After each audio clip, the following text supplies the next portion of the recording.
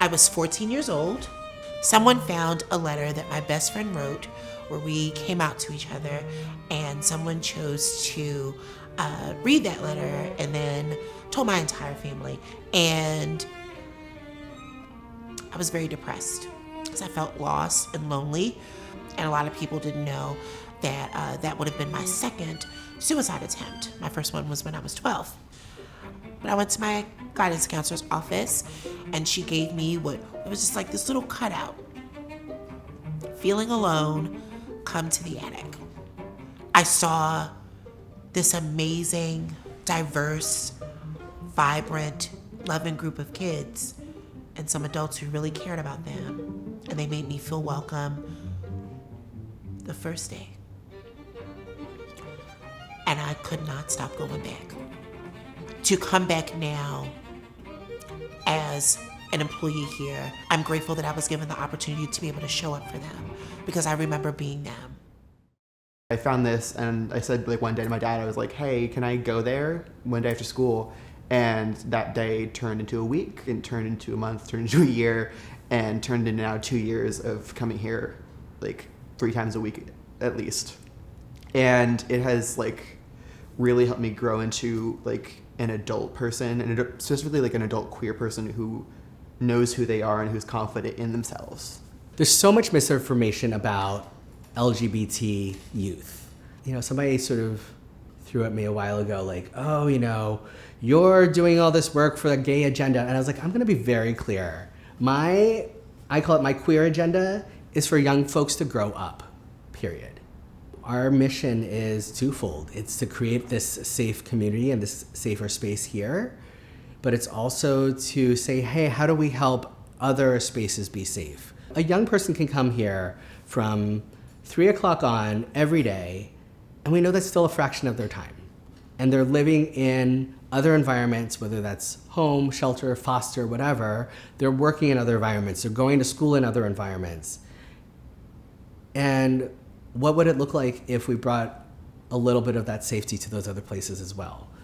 Some of the best things that many of the people that I've grown up with, cross generations, some of the best things that we've learned that kept us alive came from coming through these doors. When I first came to the attic, I was scared to come out as a female, and the attic made me the queen I am today.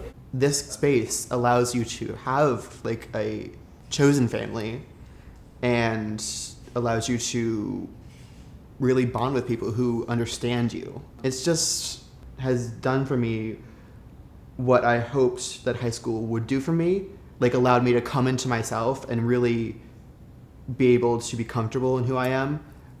And, high school really didn't do that, but this has really been that place for me. Thinking of playing at the attic and having grown up as a gay teen myself in Texas many years ago, there's so much trauma, emotional trauma, physical trauma in the LGBTQ youth community. And so it's so important to have organizations like this that can be there for people who need it.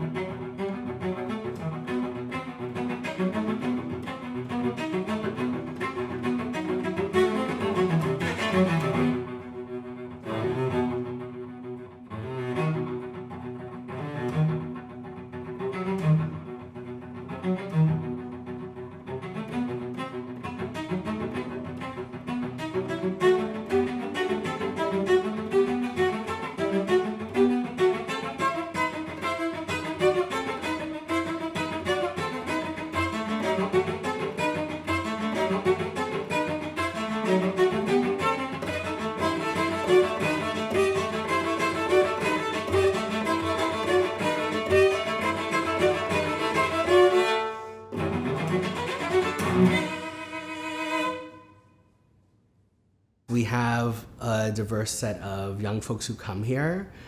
Some are, very securely housed and have like great supportive families that come and drop them off and pick them up all the time. And then we have other youth who are, trying to figure out where are they going to stay tonight and where's their next meal coming from and how are they going to stabilize or like sort of just be able to take a breath. And what I hope to create here is enough space where those sort of very vastly different experiences can coexist and also learn from each other. We work with youth from 14 to 23. We know that anxiety, depression, and rates of suicidal ideation and suicide attempts are higher in the LGBTQ community. And so it's essential if we want to care for our youth, if we want to be a safe community, we need to have this mental health support. Usually art therapy and therapy in general is really expensive, and we actually offer it for free for our youth here because we think that no one should be turned away or not have access to mental health because of a financial situation or because their family isn't supporting them because of their identity. Art therapy is especially effective for young people. It can be a way to dig into things that are hard to describe with words. When you're able to dig into metaphor, images, emotion of colors, there's so many more opportunities. I think there's also a movement and interaction with the body when you're making art. The attic is just a beautiful place to be yourself. It's wonderful. They have great support here. We have a gaming group, we have dry group, we have tons of groups that you can participate in. We have other groups that are sort of more therapeutically aligned. So that might be, hey, you're exploring your gender. Here's a place where we're going to talk specifically about that.